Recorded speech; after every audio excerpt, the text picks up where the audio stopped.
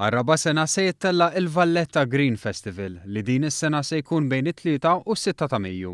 Avveniment annwali li fl-okkażjoni ta' Valletta 2018 se jkun l-ikbar li qatt sar. Fil-fatt l-infjorata sinonima ma' dan il-festival se tkun magħmula minn madwar 150,000 xitla, kważi d-doppju tas-sena li għaddiet kif spjegalna Peter Kalamatta, iċ-chairman tal-ELC. Sena qabel kien 500 metru kwadru, dis-sena se jkun 1078 metru kwadru, ġifieri għandek kważi l-pjazza kollha, però ħloqna passaġġi ġewwa l-istess disin li n-nies lok jarawha mill-bogħod ħarsu għal fuqha jidħlu ġo fiha.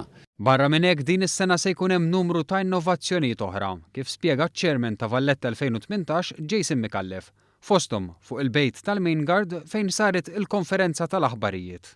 Propju f'dal-post li għandna sentuħa l-ewwel darba lura lill-pubbliku billi serna xxilna waqt il-Valletta Green Festival noħolqu l-ewwel roof garden tax-xorta tiegħu fil-Belt Valletta propju fuq il-saqaf fuq il-bejt tal-Main Guard. Imma mbagħad għandna infjorata partikolari ħafna ser ikunu qegħdin niftħu żewġ ġonna illi mhumiex pubbliċi dak tal-ġnien ta' Santu Wistin u l-ġnien ta' San Dominku ta' żewġ parroċċi rispettivi, imma wkoll għandna xi affarijiet ġodda illi se nkunu qegħdin nħabbruhom aktar tard. Ma' dawn se jingħaqdu l-Monasteru ta' Santa Caterina u l-Palazz tal-Arċisqof li kienu nfetħu fis-snin moddija.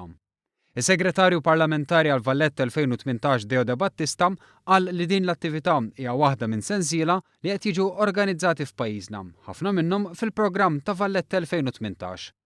Kien innutat kif għall-infjorata unika li tittella f'din l-okkażjoni, il-preparamenti jibdew prattikament minn sena qabel u x-xogħol fuq ix-xtieli jibda minn tal-inqas 3 xhur qabel is-seħħ.